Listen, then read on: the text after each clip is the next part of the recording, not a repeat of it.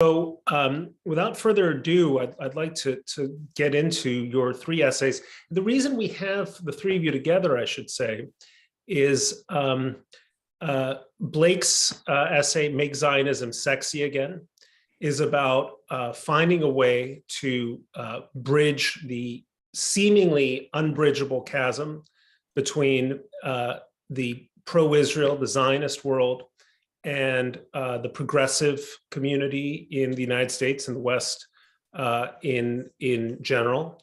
Chloe Valdary, Enchantment and the Black Jewish Divide, again, about building I don't want to say a broken bridge, but an untended bridge between the Black American community and the Jewish American or Ashkenazi Jewish American community. In fact, the Jewish community throughout the world, and Yossi Klein Halevi about maybe, I would say, maybe even the most ambitious project of all, Muslim-Jewish reconciliation.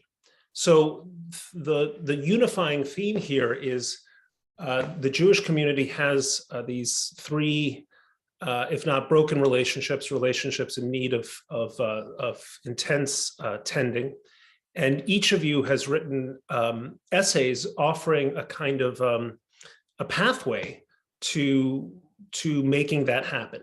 Before I turn to questions, just one final piece of housekeeping. These conversations that we are holding at Sapir are meant to be interactive. They're meant to include our audience, now well north of 200 participants.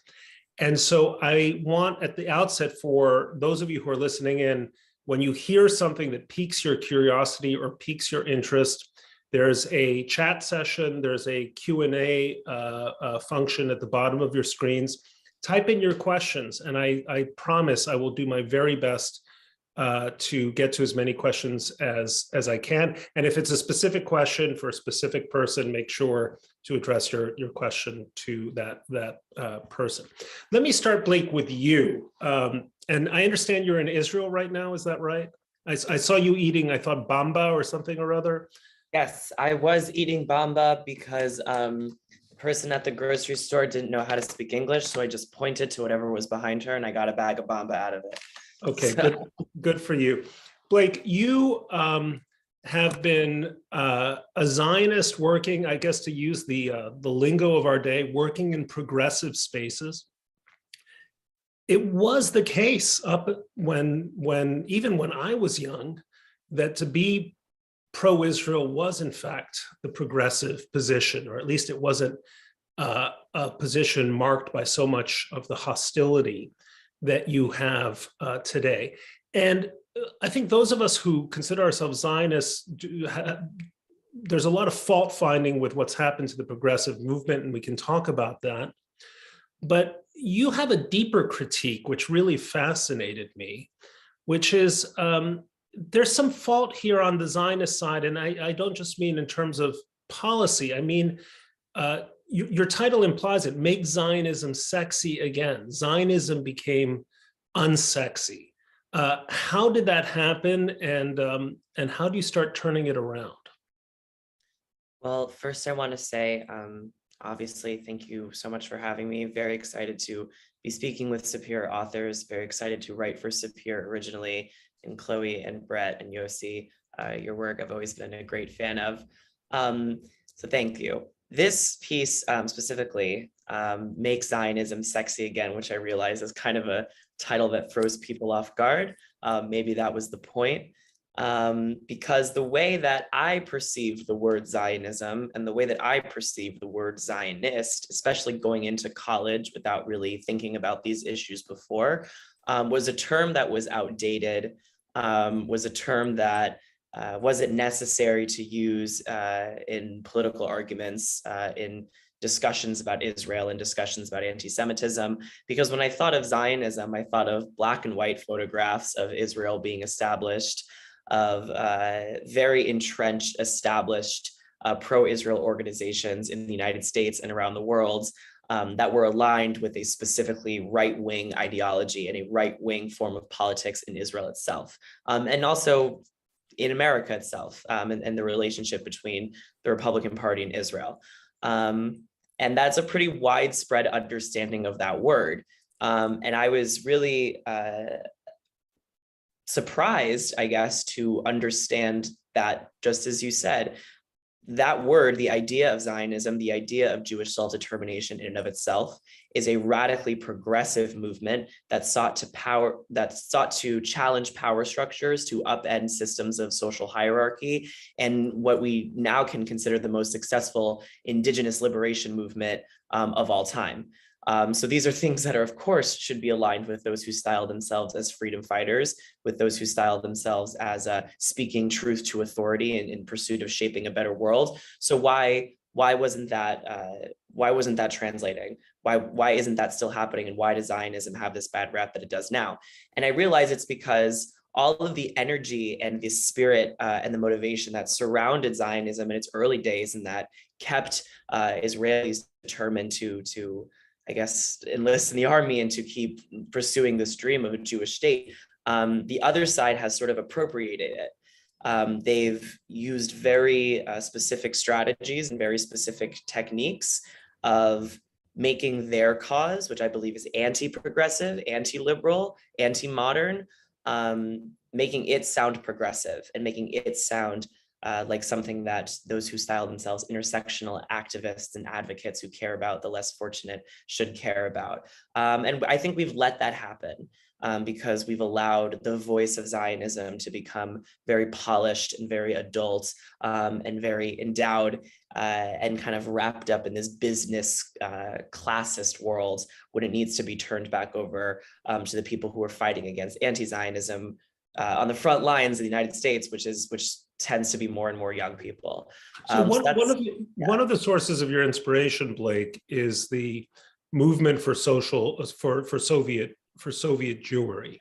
You write about that in your essay, and some of us are even old enough to remember being involved in it. What does a young progressive like you learn from that movement? What are the takeaways? Well, for one thing, it was explicitly Jewish, which is why I'm inspired by students supporting Soviet Jewry. It specifically sought to accomplish a goal that was directly tethered to Jewish people and Jewish liberation.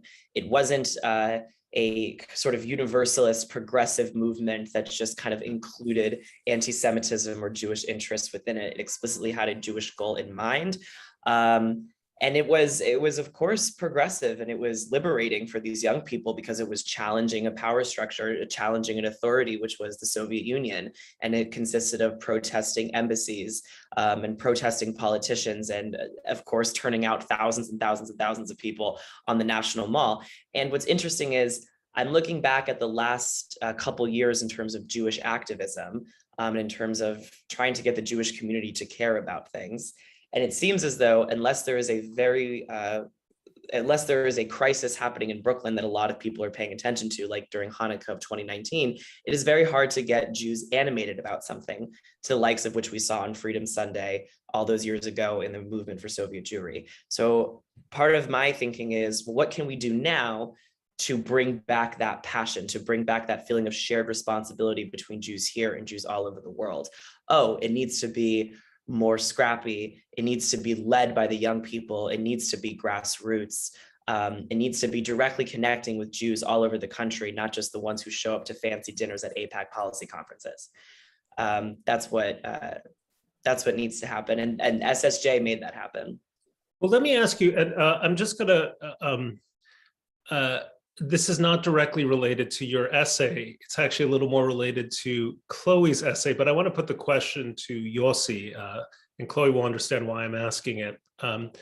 You also were active in the movement for Soviet Jewry, and there's a fine line, as you famously wrote about, between becoming activist and engaged and militant and angry and destructive. And how does, so I want, Yossi, if you were giving advice to Blake in his activism, how does he keep that activism vibrant and youthful and edgy without becoming, well, the JDL?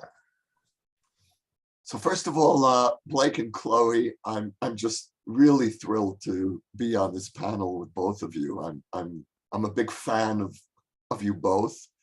And Brett, I have to say that one of the things that I work hard at is to restrain myself from bothering you and writing you a fan letter after every column. But oh, you should not restrain yourself because you're the only one. But I actually, I'm just exaggerating slightly.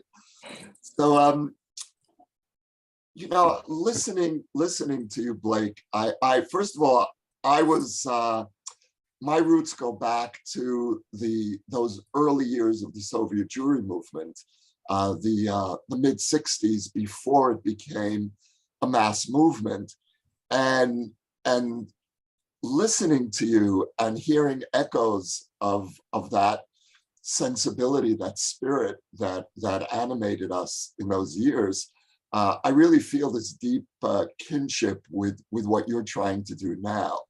And for me, the biggest takeaway of those early years, and I'll try to get to your question, Brett, but I really just want to say this to Blake, is don't listen to people like me, because that's what made the Soviet Jewry movement successful.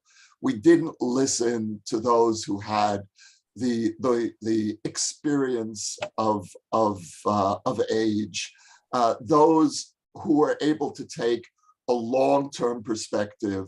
And you know, I'll give you an example. I've been writing about Israel, defending Israel for many years.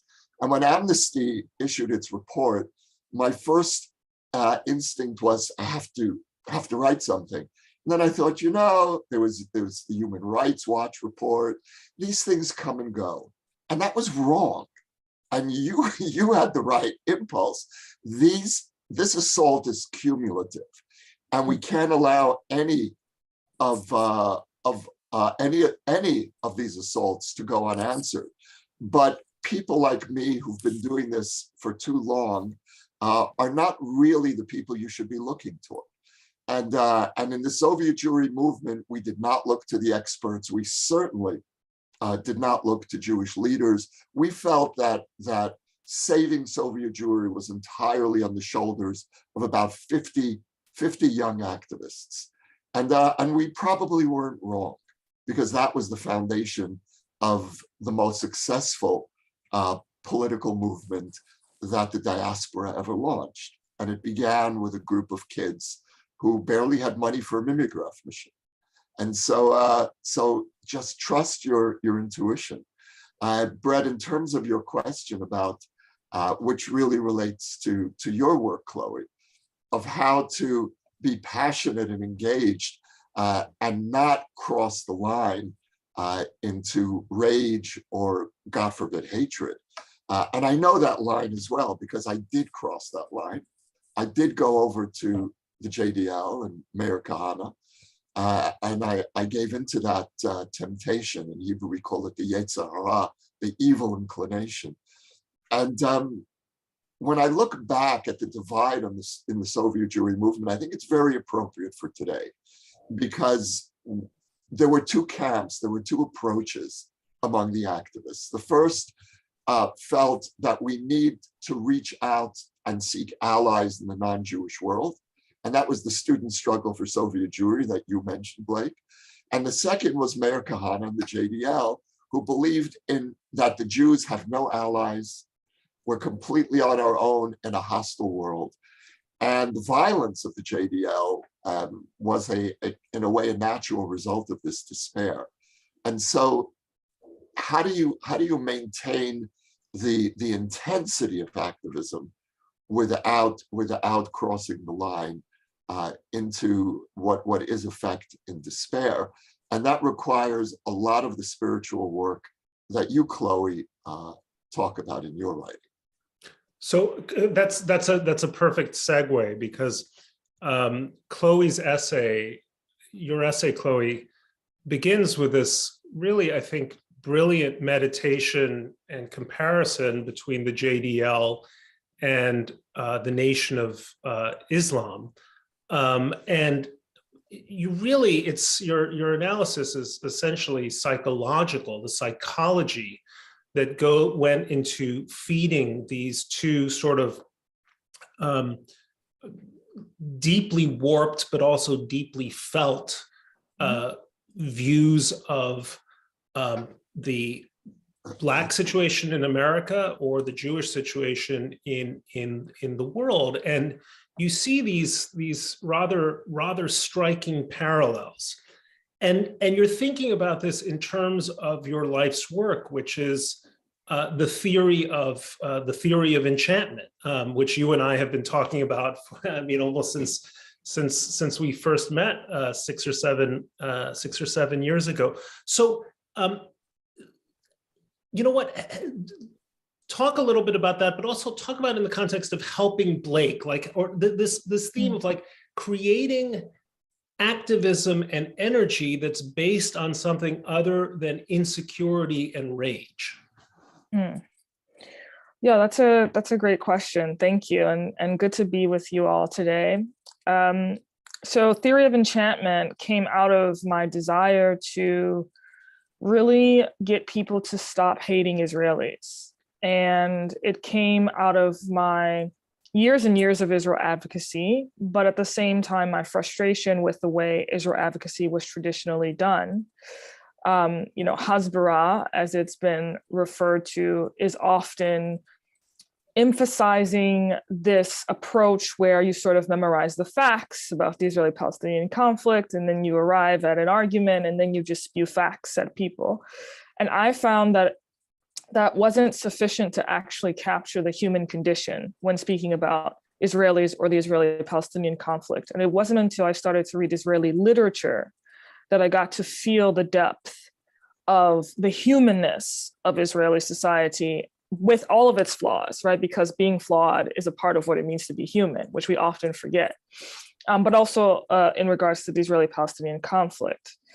And so I started to pivot from how do I get people to be pro-Israel to the question of how do I teach people how to learn to love Israelis and then to love in general. And I discovered that this question of teaching people how to love has to be, if you want to have I think, sustained activism, Blake, I think that has to be the core of your approach. Because if you're starting out with how do I teach people how to love, how do I learn how to love, you actually have to learn how to love yourself. And that is very difficult. That's a very difficult practice, because then you have to start to accept the parts of yourself that you don't like. Then you have to start to learn how to get in right relationship with your own insecurities and with your own anxieties so that you don't project them onto others, even when you are protesting their actions or debating their ideological positions. And so to be able to go into a space where you're protesting bad behavior, but still maintaining a love of the person whose behavior you're protesting, that is a deeply difficult thing to do, but it is very possible. And of course, Dr. King in the civil rights movement really advocated for this kind of what he called self-purification in order to be able to do that. It is truly a spiritual endeavor. And that's what we're all about at the Theory of Enchantment, but it takes practice and it takes an ecology of practices to be able to show up every day in that spirit.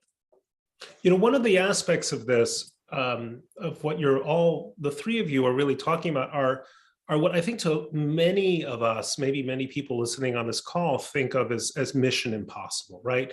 The brokenness of the relationship between today's progressive activists, typified by people like AOC and Rashida Tlaib and Ilhan Omar, and the Zionist movement seems unbridgeable. Even more unbridgeable, the Muslim-Jewish divide. And yet this is work, Yossi, that you have now been engaged in for coming on 10 years. I guess next year will be the 10th anniversary. So tell us a little bit about the genesis of this Muslim leadership initiative that you started with the Shalom Hartman Institute. Well, first of all, the the program brings to our campus in Jerusalem young emerging Muslim American leaders to learn about Judaism, Israel, the conflict, at a Zionist institution, which is quite counterintuitive, given that we are very deliberately drawing our students from the mainstream of the Muslim American community. We're not looking for the dissidents, we're not looking for the outliers. And that really is, I think, the strength of the program and the challenge of the program. The program was actually born very much, listening to you, Chloe, I realized it was born in that sensibility. About 20 years ago, I published a book about a journey that I took into Islam and Christianity in the Palestinian, into Palestinian society. And the book came out on September 11th, 2001, which is to say nobody read it. A couple years after the book came out, I got an email from someone I didn't know, a Turkish-born imam, who at the time was the Muslim chaplain at Wesley, and he's now heading Muslim affairs at Duke, Abdullah Antepli. And he said, I read the book, and you know, Brett, you know the writer's joke, oh, you're the one, right? In this case, it was pretty close to the truth.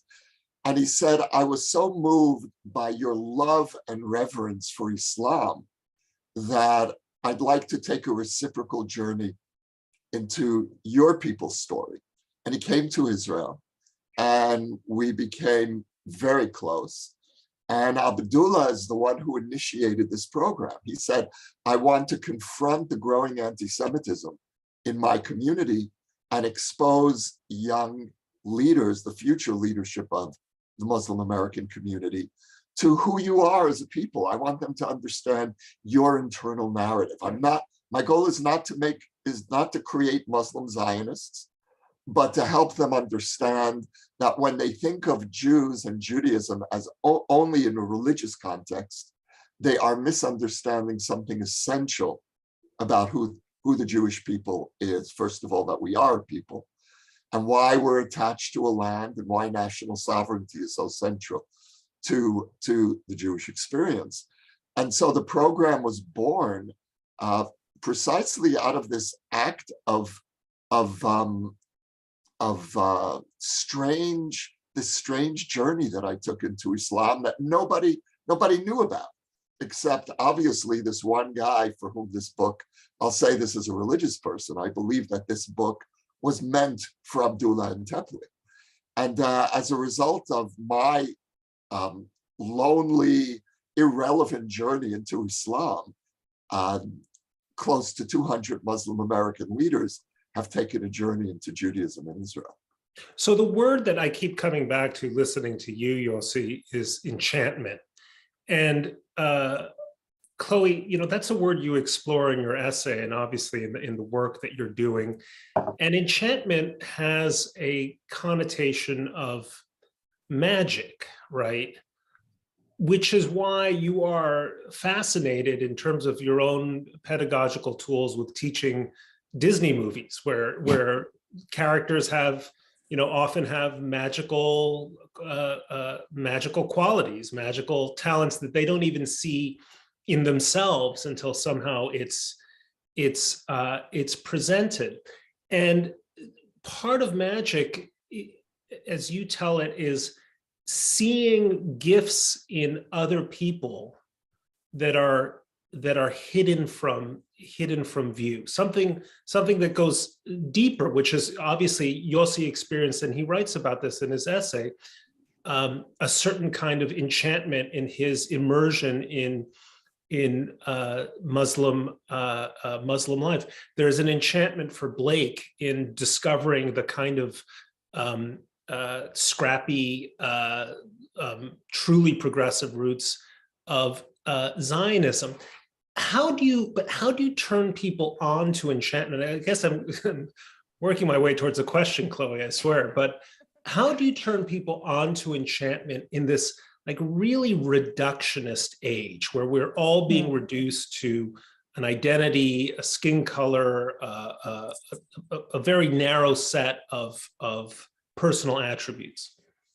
Ironically, I think it's precisely that kind of environment that makes people yearn more for the sensibility of enchantment. It makes people yearn to be able to see themselves and others with the complexity that they contain.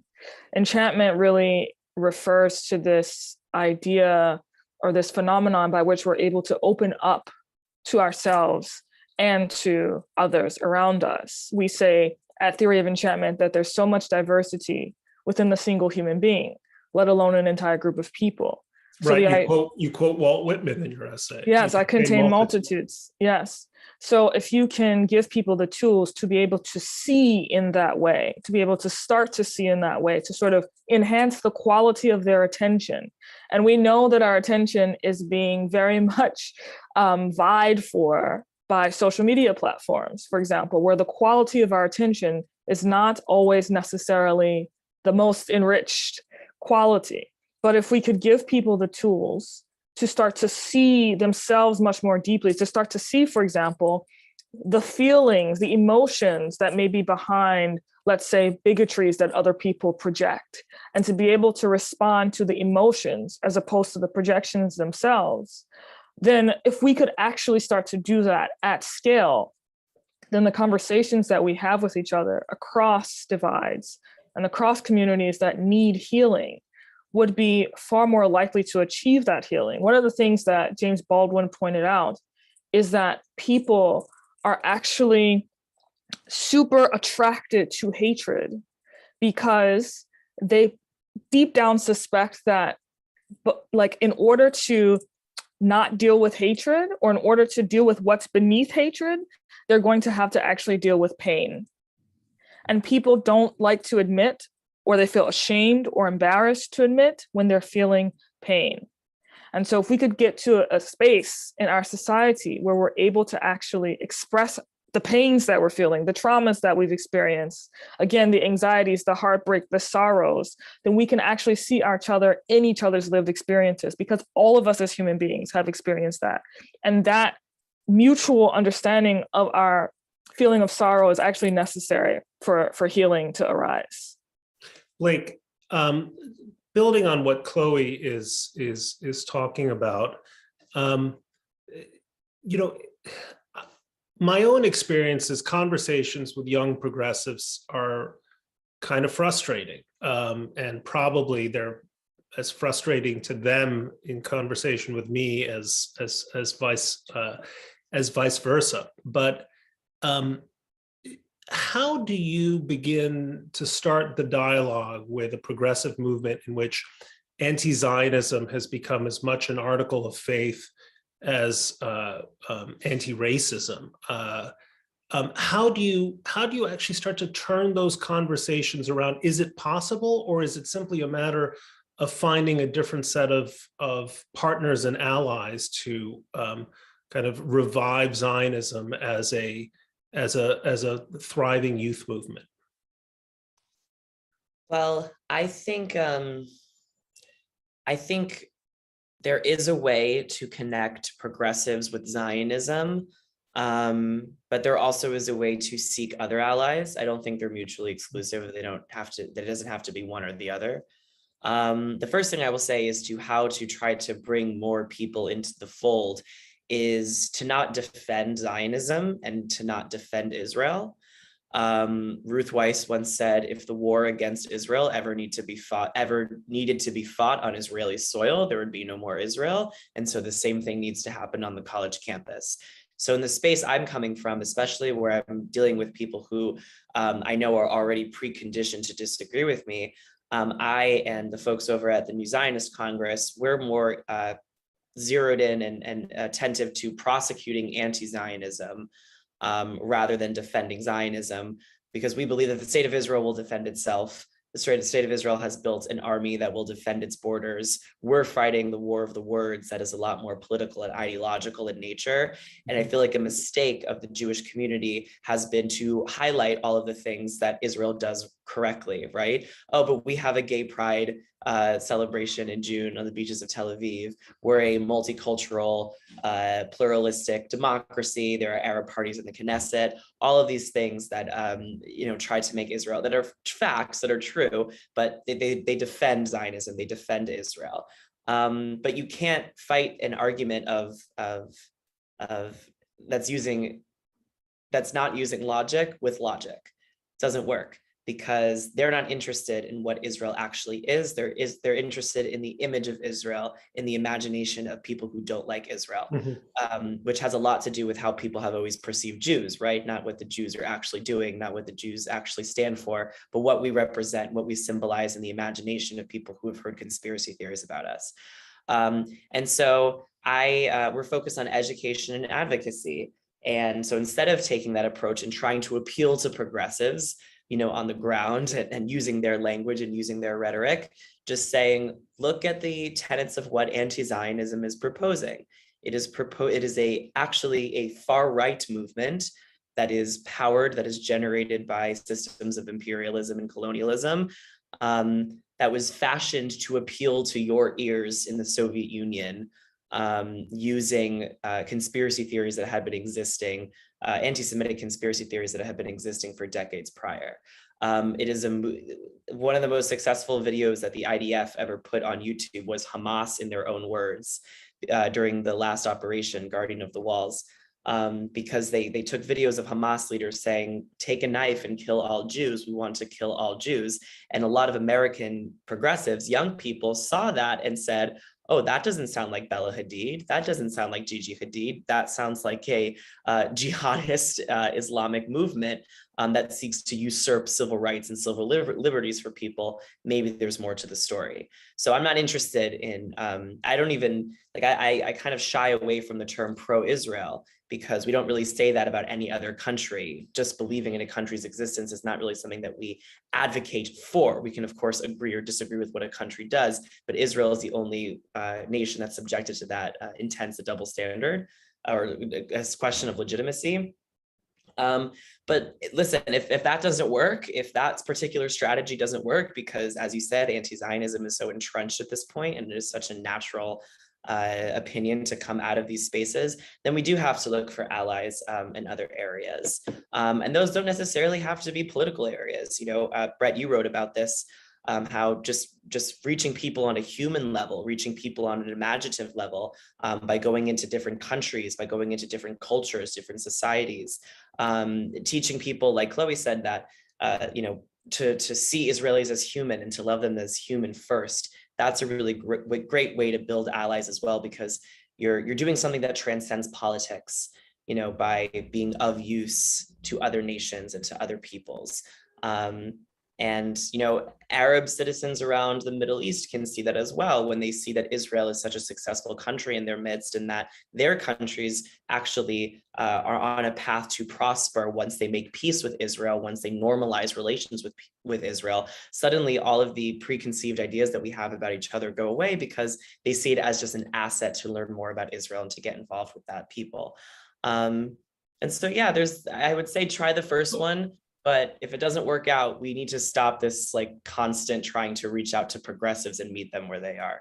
So this is fascinating to me, because what you're suggesting, especially in the early part of your answer, is how do you get other people to see themselves, right? Including in the more unpleasant, unflattering light. I mean, when you expose someone to the thought that what he thinks is progressive ideology is actually indistinguishable from, right-wing fascistic ideology, there's the possibility of an aha moment. There's also the possibility of an aha moment when another person has the opportunity to understand that his adversary or opponent is a lot more like him than they realize. And so, Yossi, I wanted to pick up on that with you, in that you have this wonderful scene in your essay in which one of the students at the initiative says, hang on, you're saying that Zionism is not something that happened on account of Western guilt for the Holocaust, but there is a 4,000-year movement that an attachment of thousands of years between Jews and the land of Israel.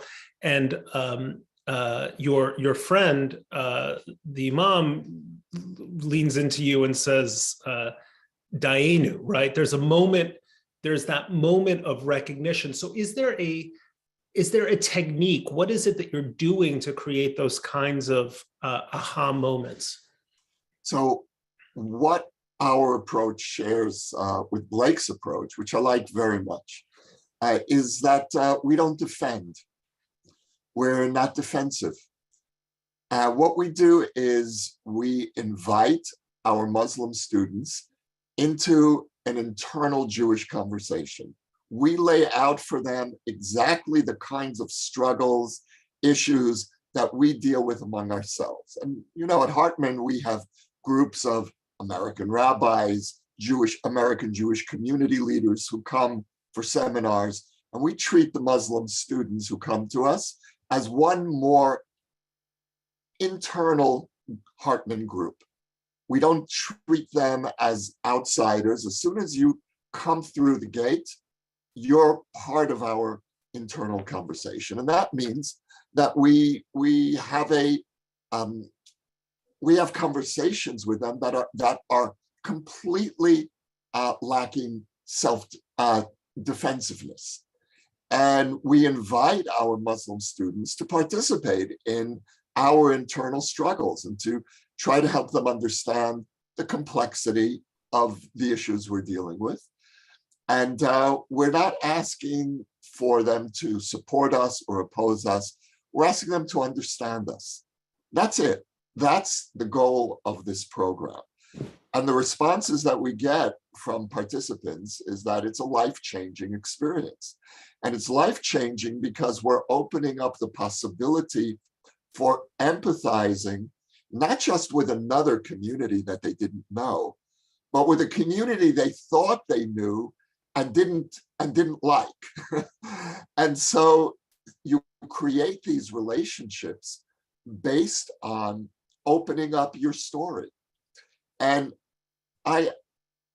that's really, in general, my approach for dealing with Palestinians in particular, and with the Arab and Muslim world generally. I wrote a book a few years ago, Letters to My Palestinian Neighbor, which is really based on that same approach.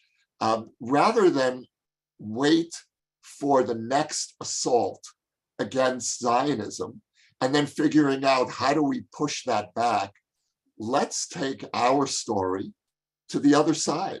Let the Arab world or the Muslim world or the Palestinians argue about Zionism rather than for us to be arguing about anti-Zionism. So it's a different approach from yours, Blake, but I would say it's based on the same basic sensibility of a lack of self-consciousness and a great deal of self-confidence in the power and the charisma of our story.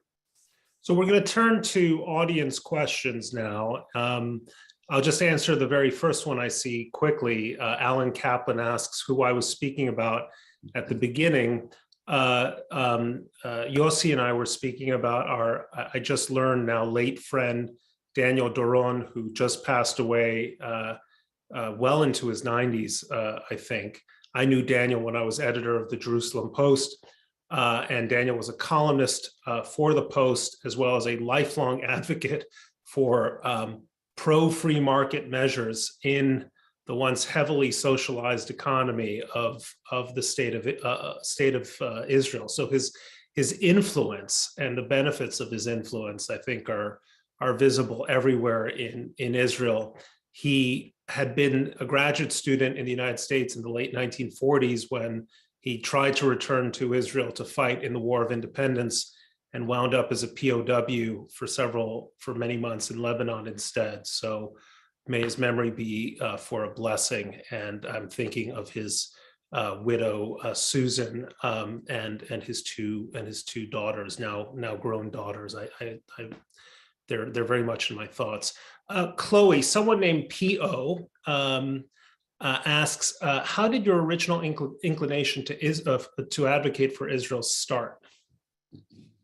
My original inclination started because, or through actually partially the discovery of Leon Uris in high school, and some of his novels. But I think more deeply, it began because I grew up as a non-denominational Christian, observing many Jewish holy days. And so the culture that I was immersed in was very much resonant with Jewish culture, which naturally led to a strong aversion to anti-Semitism, which I thought in my naivete was actually a thing of the past. And then in 2012, I discovered that many anti-Semitic occurrences were happening in France in particular.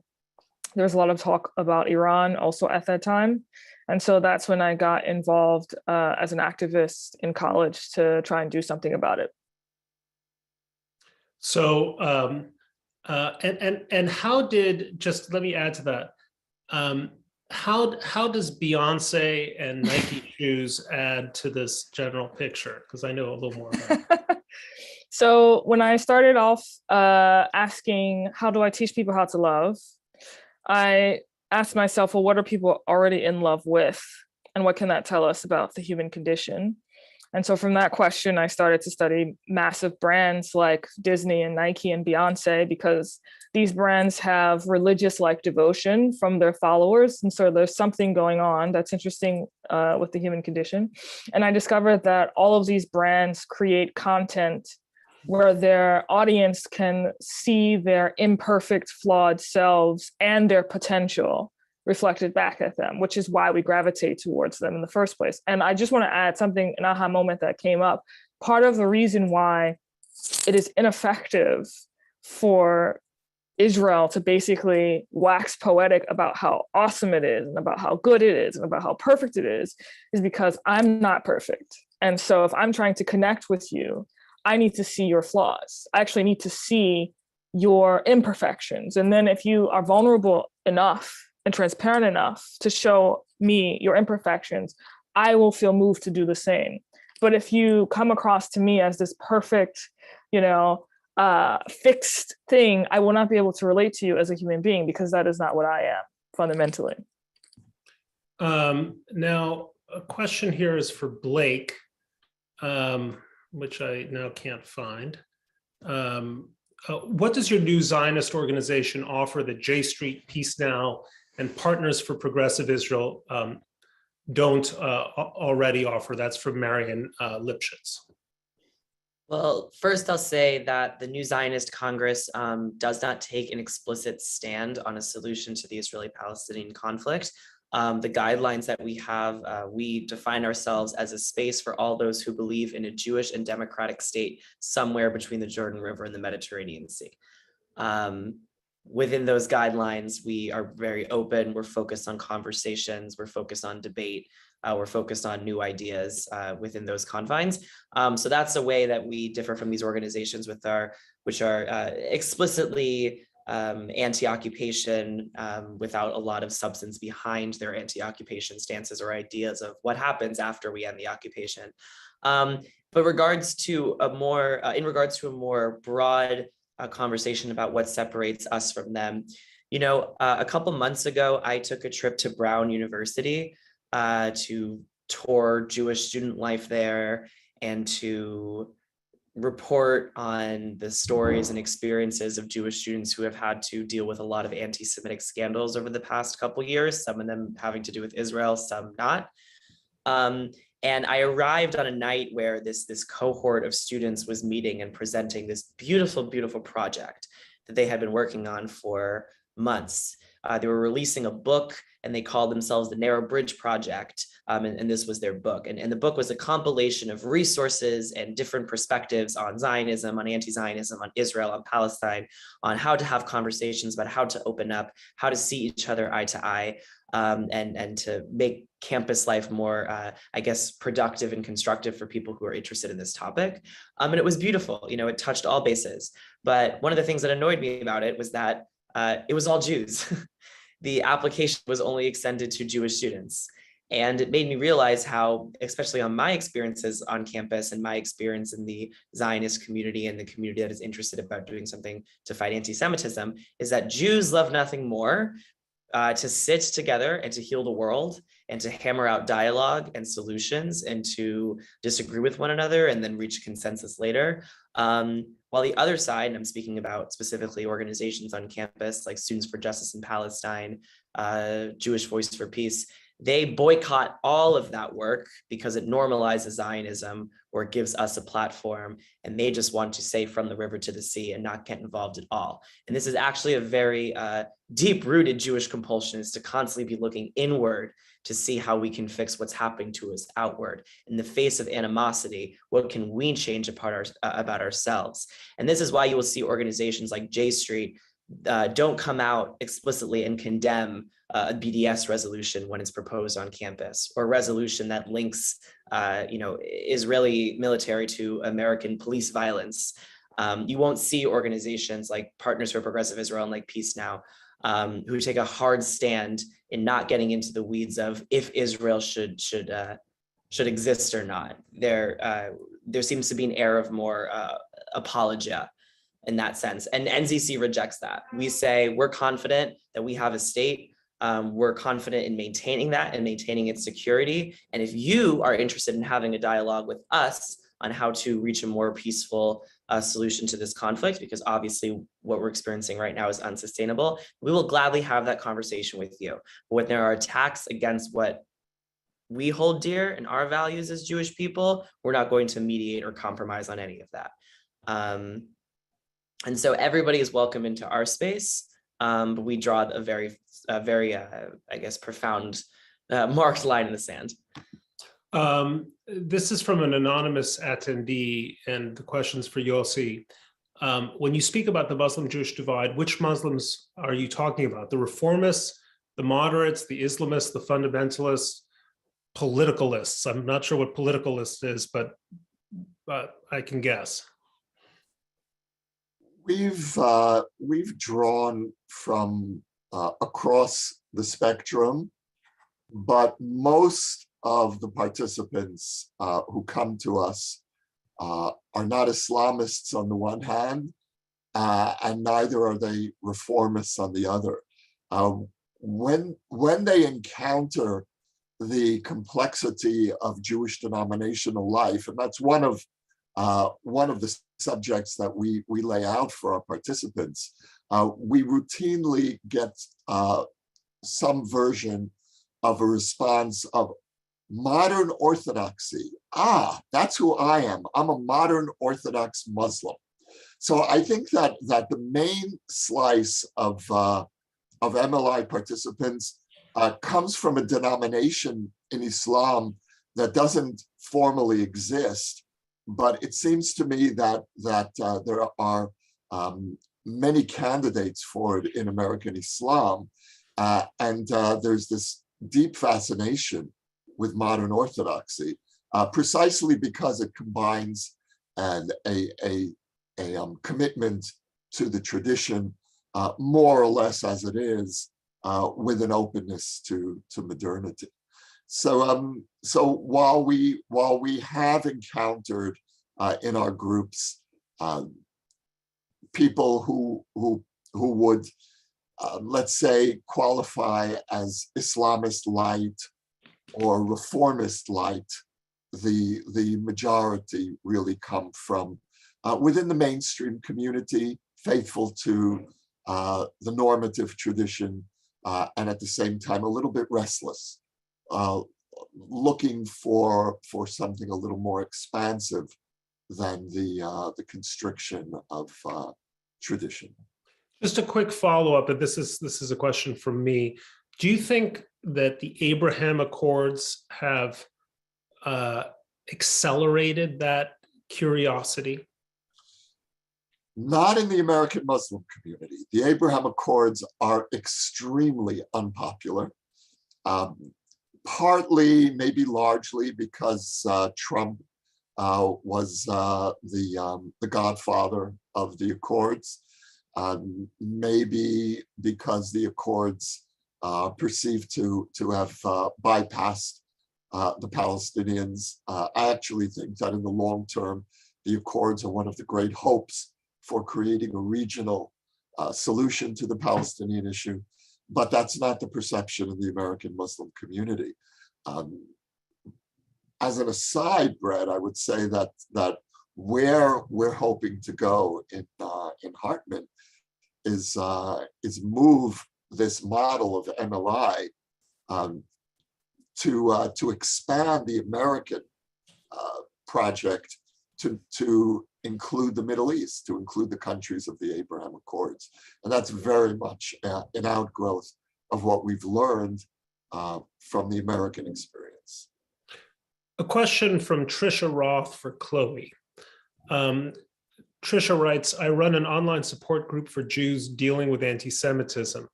Many of us have a lot of anger over anti-Semitism. Maybe I'm asking for a glib answer to a complex question, but there's no other type of answer to complex questions but glib ones. But can you suggest anything for those of us who are dealing with hurt over anti-Semitism expressed as anger? Being angry can be such an unpleasant place to be. I know that personally. I'd like to move somewhat beyond that. Yeah, this is a great question. A very simple answer would be to pick up the book Nonviolent Communication by Marshall Rosenberg, which literally contains the answer to that question. And it goes through how to observe your feelings when they arise, identify the need behind the feeling, and then learn how to successfully and with empathy express the feeling so that you can respond in a compassionate way without allowing the anger to control or cloud your judgment. And also, if you aren't in a space to be able to do that, because we're not always in a space to be able to do that, being conscious enough to remove yourself from the situation and say, I'm not feeling enough empathy for myself. I need to feel more empathy for myself in order to engage in this practice. But the book Nonviolent Communication is incredible at answering that question and other questions similar. Nonviolent Communication, and the author again is? Marshall Rosenberg. Marshall Rosenberg. Okay, we'll make a note of that. Peter Eckstein has a question for Blake. He says, Blake, you criticize left liberal pro-Israel Zionist groups for being defensive when it comes to critiques of Israel. You mentioned that you won't compromise on Jewish values. I'm curious, Peter wants to know what those values are and why you think other groups are willing to compromise. So this actually also goes back to the Brown, the trip that I took where I reported on Jewish life at Brown University. So I first investigated what is not working against the fight against anti-Semitism, in the fight against anti-Semitism. And that was the sort of too introspective self-reflection, bashamnu, baganu, divanu happening in the Jewish community in response to the animosity that we face.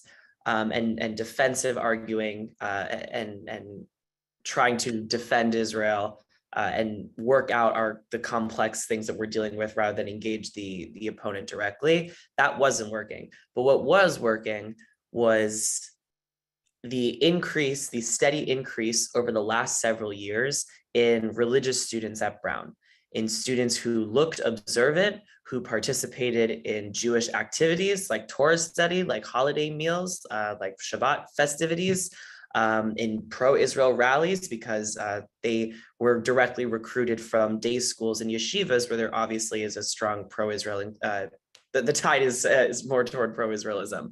And that was a direct, I included a quote from the president of the university, Christina Paxson. That was a direct effort. That was a campaign that was intentional to try to recruit more Jewish students, to make campus life more diverse, and to give Jewish students a chance to go to an Ivy League school. And from all of the activists that I spoke to, from the people who were involved in this work on campus, that just their mere presence in a lecture hall or walking around the quad, someone wearing a kippah or someone wearing tzitzit, just the mere presence of flyers around campus saying, join us for a Megillah reading, or, what is the Passover Haggadah, learn about it from Jews who are modern Orthodox, have an observant background. Just their presence did a lot to boost their confidence and to make them feel as if they were empowered on campus. And And defensiveness is no part of their MO, right? They came on campus to be Jews, to celebrate Israel and what Israel has to offer, and to celebrate what Jewish theology has to offer and what their traditions and culture, the impact that has on them and the people around them. That was it, right? And what it does is, because if we look more Jewish and we start acting more Jewish, suddenly attacking us seems less progressive. Because one of the reasons why progressives have been attacking Jewish communal life on campus with impunity is because it looks like a white majority group that just has a slightly different religion than the rest of the white majority kids at school. And we are associated with power because of Israel, but also because of deep-seated anti-Semitic ideologies that are running amok in progressive organizations, like our connections with capitalism, our connections with nationalism, and it has a narrative of speaking truth to power. And so if we are visible as a minority with our own particular culture and our own particular way of behaving with one another and celebrating life, then it has a much more noticeable impact in a positive way than trying to defend Israel and work things out constantly in discussion after discussion after discussion. So that's where we come from, a place of Jewish pride above all. Listen, the questions kept coming, and I'm sad that we're at the end of the hour. We always try to be respectful of people's time, but clearly this conversation has sparked a lot of thought, and that's just being reflected in the volume of questions that we're getting. So Stephen Kurtz, Jeffrey Goldman, Shimon Russo, Gloria Zimmerman, Nathan Lewin. I'm so sorry I wasn't able to get to your questions, but I think this speaks to the kind of the sorts of conversations that we are trying to have through Sapir, and it's going to continue to develop and expand. So I want to thank the audience for participating in this conversation. We will have future opportunities to do more of this. I really want to thank Blake and Chloe and Yossi for just extraordinary essays. It's in the 4th volume of Sapir, sapirjournal.org, in the event that you haven't read their superb pieces. Our next issue is going to be about Zionism. I'm excited to wrap up that issue. And again, just thank you so much. The nicest thing, though, I think, and Yossi will agree with me, is to see two extraordinarily brilliant, committed, younger people doing this work, who have, I think, a lot of more energy and more time than some of the rest of us do.